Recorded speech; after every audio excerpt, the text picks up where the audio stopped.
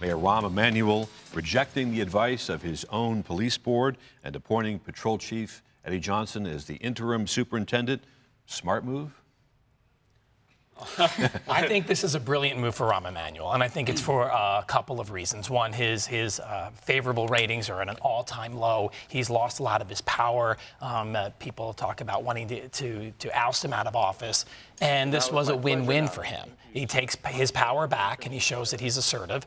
The Black and the Latino caucuses are very much in favor. He's taking an insider when we've seen that two outsiders have not affected much change. So I think everything that this was a really smart move on his part. But what's the point of a police board that went out and did this nationwide search if you're going to ignore their advice, Todd? I at least politely push back a bit on that. I think to bypass the process that's already in place is really another example of Rahm ramming something through, despite the concerns of the community that came to bear, to bring a list of finalists to before him.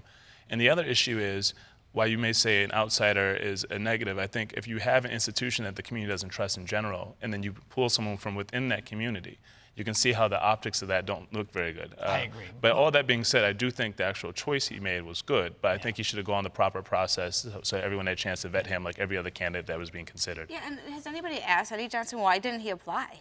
Well, he has said because Escalante, the interim superintendent was going to apply, and he did not want to step. He did not want to step on that. So he was being a gentleman. And I don't think the mayor did really necessarily went around. It's how you put the spin on it. I mean, he could reject these three, right, and then have to go to a vote again. So what he did was assign him as another interim, right? So he said basically saying, I'm rejecting these three, so we have to put up a vote. Hopefully that he's going to apply now, and he will be passed on. Well, he will apply, but that raises the question.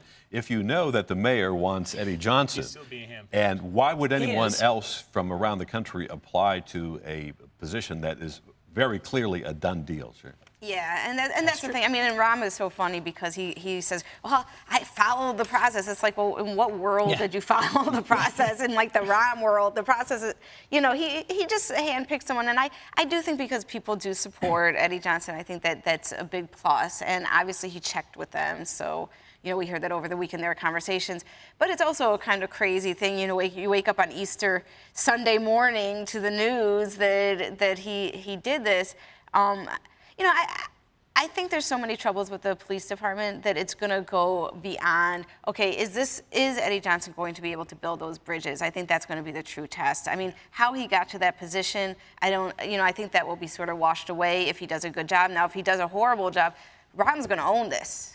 If there's it's some big controversy, Rahm's owning it because Rahm handpicked this guy, not the police board, not any community process. It's Rahm Emanuel. But has Sarah picked up on the crucial point that is the way that this superintendent is going to be judged is whether or not he can rebuild trust? Is that the key question here? Absolutely. Yes. What I want to say is that I think that as building trust, he basically has it at this point. I mean, he's a trusted member of the community. He's a trusted service member as a policeman. So I think he already has it, and that's a great place to start. Yeah, so one of the things he consistently harped on when he had his press conferences was the word trust, given the importance it is, the broken trust between the community and law enforcement. But also, it's important if we're going to have these reforms being implemented, that the police officers actually trust the superintendent. So you need that level of respect and trust from colleague to colleague for them to actually adhere to the new regulations and implementation of policies that may come down soon, and make sure that the community gets the results they need in terms of transparency and accountability. Let's look at the context in which this appointment is being made. Here in Chicago, first few months of the year, we've had 135 homicides. That's up 85% over this time last year. We're on track for the worst year since before 2012, which was a horrible year. Shootings have nearly doubled. Sarah, is this urgency for some kind of an insider? Is that part of the argument that the crime here is getting so out of hand that he's got to get somebody who knows the neighborhood? Well, it could be that. You could also look at it from the other point of view. I mean, right now it's an insider who's running the department and things aren't going so great. I think maybe the greatest reason to have somebody, sort of handpicked in that interim position that we know is going to get the job is that maybe there needs to be some stability.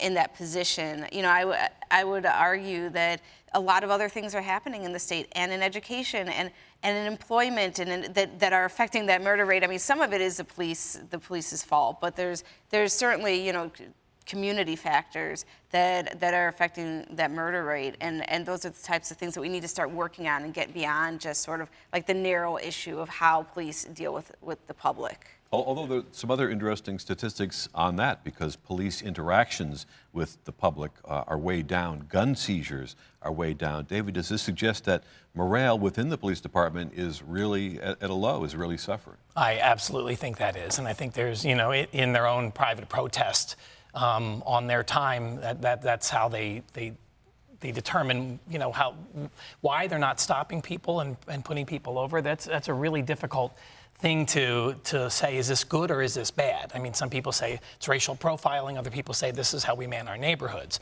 So the fact, though, that I think that these stops and these manning the neighborhoods are down, I think is a direct correlation with the murder rate going up. And Todd, what's your thought with those two things? I mean, crime skyrocketing, police morale down. Are these both two good arguments for Eddie Johnson? They actually are. I mean, they speak very specifically to the issue here. If they brought someone from the outside, someone had to reacclimate themselves, not just with the city, but with the department, the culture.